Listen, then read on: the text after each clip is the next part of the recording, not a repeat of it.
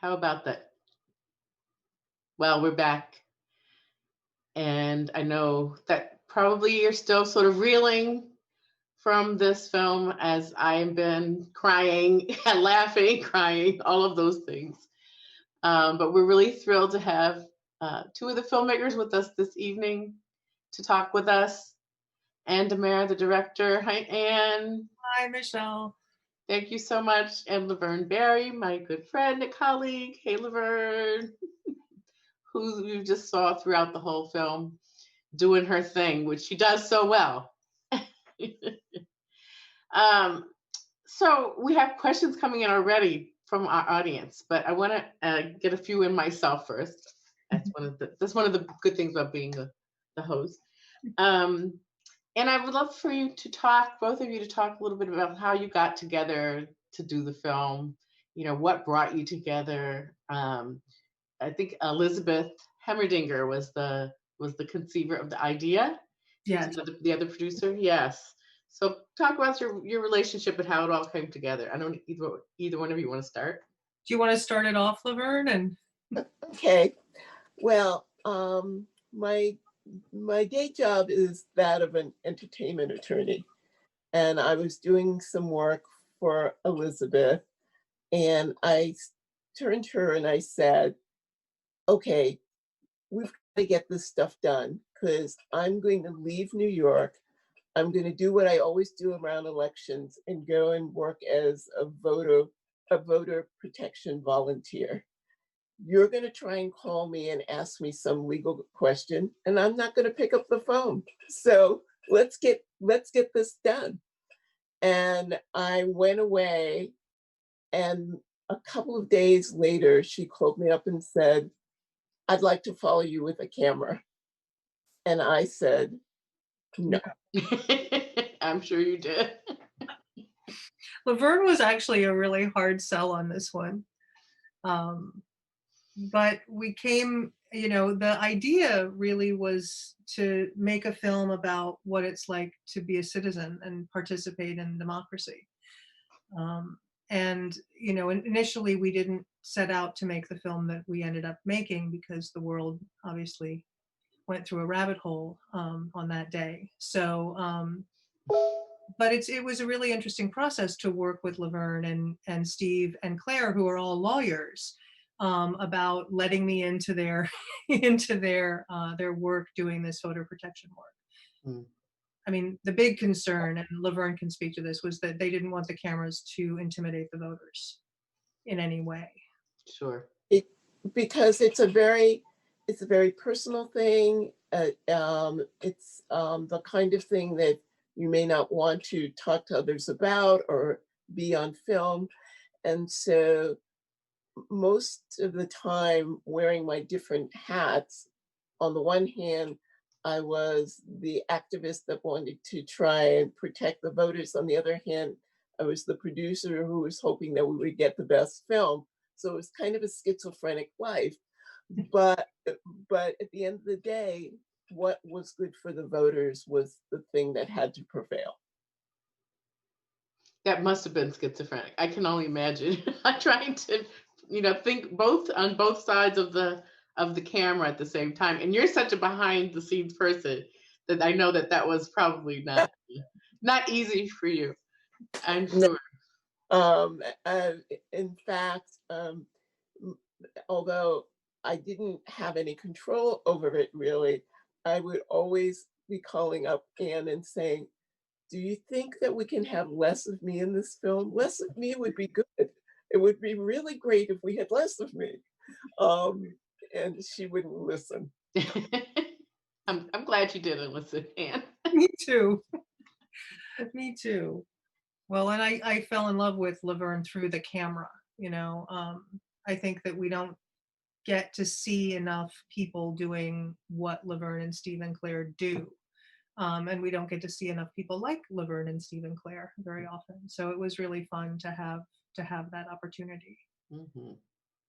And the three of you seem, and I forget about Trista being in the middle of it as well. But you just seem to have such a great connection, all of you, all four of you. But especially you and Claire and Steve Laverne. How was that? Because you and Steve have been friends for a while, right? We've been friends for a very long time.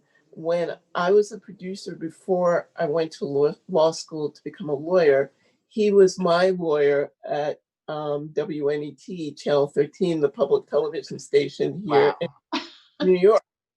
And so I've known him since way back then. And then Steve and Claire were on two different sides of a legal negotiation around media stuff, Oh, and so wow. they became friends. And then Trista and Steve are friends also,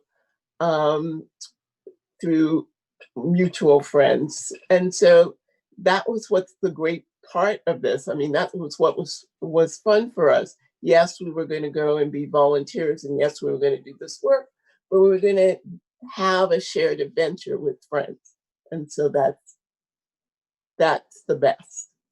And what an adventure it became, huh? So why do you think, I mean, first of all, here we are 2020, 4 years later. You told me earlier that you were trying to get the film out for 2018 for the midterm, but it seems almost more relevant today. And I mean, you couldn't have foreseen that. Did you have any clue like, the longevity this film would have? No, I mean, I think you hope for it. And we worked really hard not to make a film that was reacting to the politics of the moment, in a sense. I mean, I think people are so overwhelmed with the endless news cycle, and there's a lot of material and a lot of conversation about politics. But we worked really hard to make a film that was about these four people and their journey through that time. And take it more from the citizen standpoint. So I hoped that it would be more evergreen than a film very much of the moment. But I really thought it was, that the 2018 midterms were going to be the time. That's when we premiered the film at Full Frame. That's when we did a big campus tour, and we did a lot of grassroots screenings. And but it really has had this almost much stronger life now. And I think because of the presidential cycle, obviously, that it's the next presidential election, and we are very sadly as a country in worse shape from a voter access standpoint, and the pandemic has brought in a whole new element to that. So, why it's so complicated to vote in this country? Why it makes me very sad that we're in the place where the film feels so relevant again. Mm. So.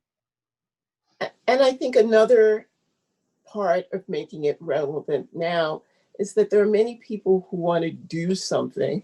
And what I think that the film says is you can't. It's just you and a friend can sit at a kitchen table and figure out something that you feel comfortable doing. And with that action, you can go out and do something to make a difference. Right. Yeah. And maybe that's, I mean, if there is such a thing as a bright side to the current state we're in, is that, this pandemic has made people, I think, take more action on a number of fronts, relevant to becoming engaged citizens, which is what, you 3, 4, 5 of you proved that you could do, just as a group of friends. And I think that's what makes this film so special.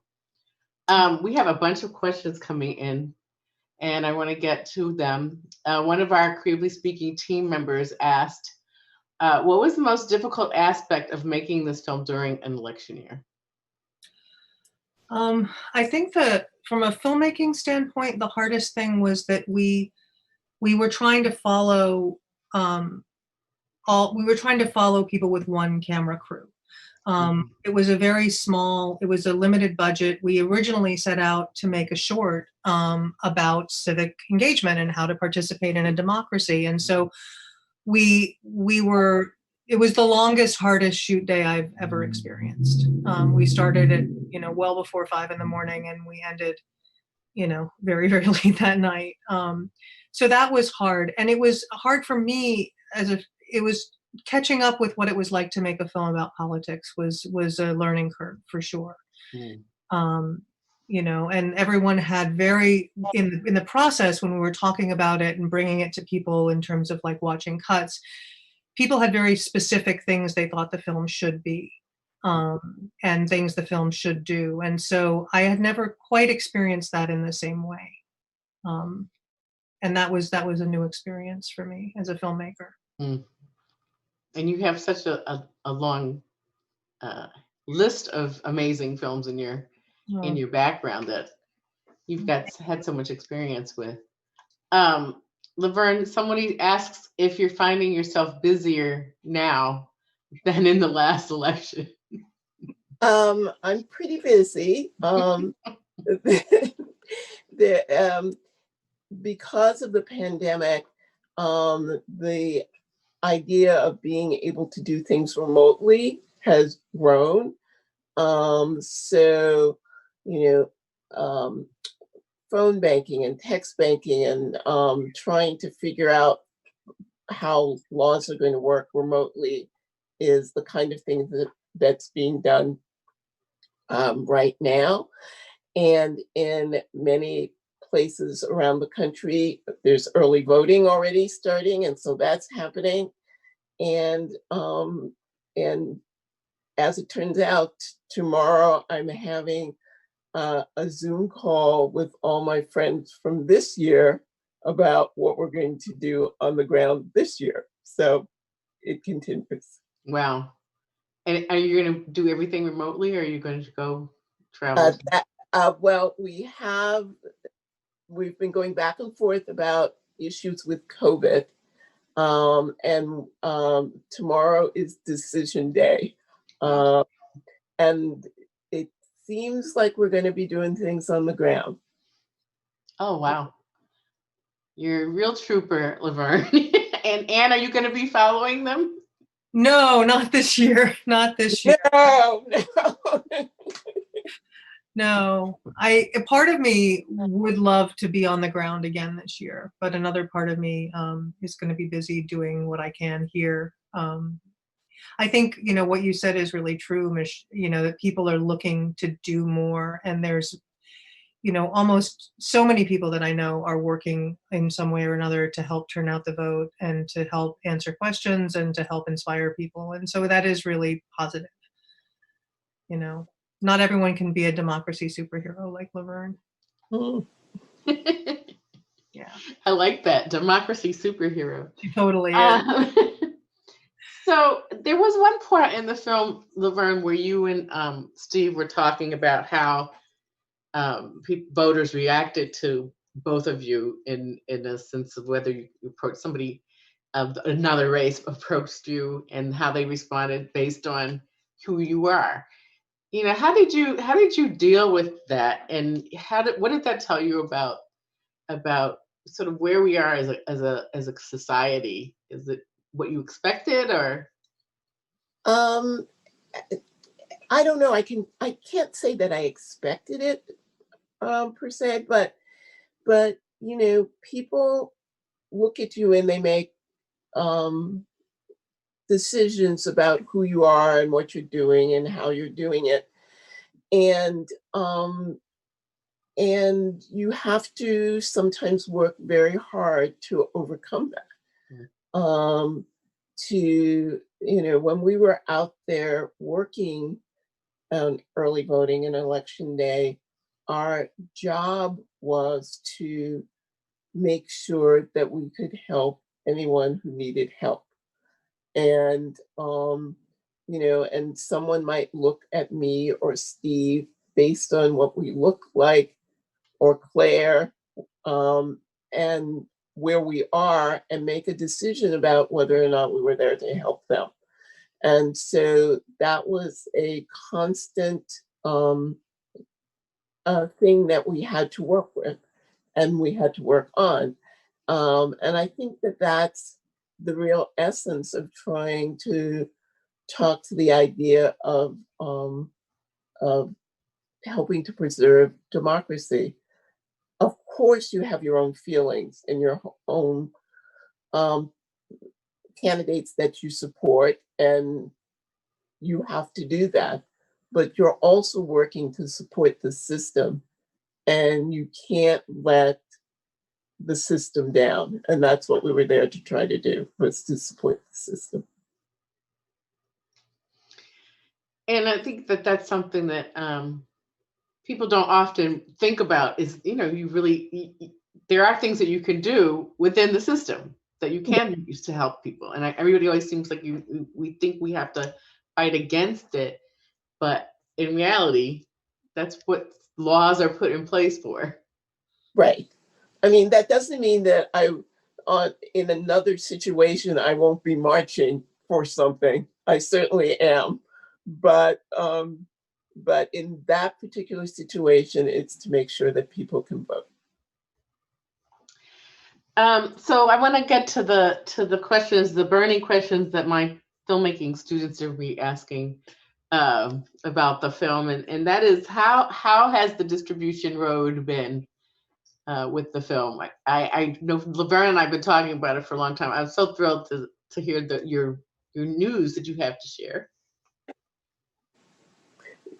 Go ahead, Anne. This all you. Oh, well, we signed up with an educational distributor fairly soon, and the film was available sort of in schools and in universities. But we had some local public television broadcasts right now that are happening right now. We were actually on WNET 13 today, earlier this afternoon, and we're on 2 more of their affiliates. We have 2 more screenings with WNET affiliates, and then we're also going to be screening in Northern California. Public Media is going to be showing us on Wednesday night. You can find out all that information on our website, which is capturingtheflag.com. There's lists of screenings, and we've also been doing a really wonderful virtual tour where we partnered with various nonprofits, including some of we did a screening with vote.org. We've had Common Cause, Power to the Polls, the Feminist Majority, and Ms. Magazine do a lot of education around voter turnout. And then we did these coalition screenings where we would put together, some of them, I think we had over a dozen organizations doing sort of an LGBT coalition screening around the country, or a Latinx coalition screening, and doing these panels. And so we're going to be rebroadcasting those panels again next weekend. So there's a lot of activity. It feels like the film is getting some attention right now, and inspiring people, I hope, to understand that they can get involved, they can do something, they can make a difference. Speaking to what you said about working within the system, I think a lot of people are really, really disturbed by how much this administration has tried to break down so much of our democratic structure, and the attacks on voting and the attacks on the legitimacy of voting really hit a nerve with people, because that's our voice, and it's ours, and we need to reclaim it. So I love the quote, one of the young men that you interviewed after he voted, Laverne, with the provisional ballot, and he said, "You mean, is this vote going to count?" He said, "It's like playing a football game, and after the game is over, I can play." I just hit me. It's like, wow, it's so relevant, and it's like so real. It is so real, and we have. Anne was talking about the fact that we shot this with one crew. We have so many stories because we were in 4 different locations, and the crew was going around to the 4 different locations trying to capture us. And he had a story. There were other stories of people who were trying so hard to do something that should be easy, and wasn't.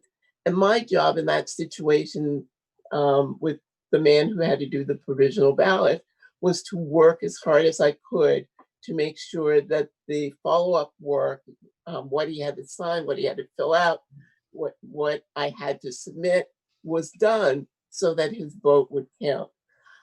So there was a route, and I was trying to help him through that route. But the main issue is that he was on that road in the first place, because of how our laws are complicated.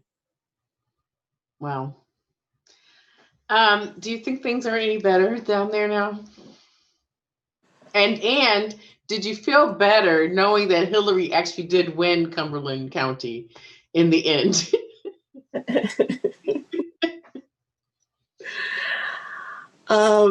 Do I think things are better? I think things are different. I think that this time around, people are more aware than they were before. And there's a certain amount of power in being aware of things. But there are still obstacles.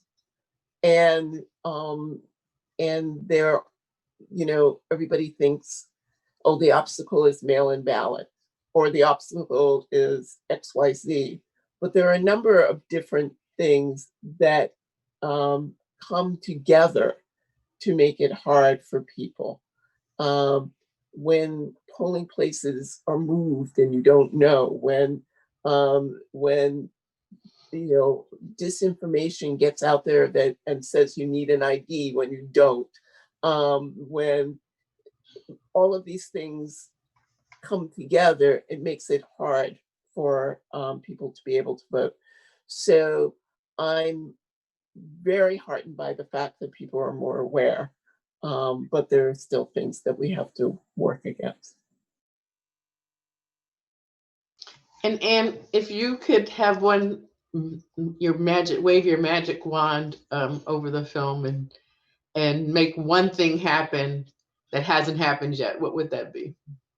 Oh, for the film itself, I would love for it to be available to people on a much broader level. Independent films, getting broad distribution is difficult. And I've had films get that broad distribution, and I've had films really struggle to get any distribution. And I just think, I just want people to see it and to be inspired by it. I'm really pleased with how the film is being used in terms of universities and schools. And that it's being used to talk about what it is to be civic engagement, and it's being used to talk about the history of voting rights and voting problems in this country. But I would love for it to be available to people on a much broader level, So if I could wave my magic wand, that's what I would want for it, And it's so warranted. I mean, this film needs to be seen by everybody. I think it's going to have a super long life because it is so well done. And the three of you, the four of you, are just so comforting in a way when you see how much energy and commitment you have. It's a really comforting thing. I had a friend in one of the early screenings say the most wonderful phrase about them, which is that there's just this gorgeous humanity, decency to what they're doing, like this just gorgeous sense of decency. And I think that that's the thing that keeps me going with it and with the film, is showing that we don't have to sort of descend into the chaos and the nastiness of the political discourse that's happening up at the top. Like, as citizens, we can actually choose to have a different sort of reality. And those stories aren't really getting told. We don't get to hear a lot of stories about everyday people and how we're dealing with and struggling with and trying to combat this sort of avalanche of political nonsense that's coming at us. And so I think that for me, Laverne and Steve and Claire and Trista represent people who are doing something very different, and who are really taking that power back and saying, I'm not going to pay attention to that. I'm going to keep my eye on the prize of protecting the democratic system, so. And goodness knows we need more of that. My.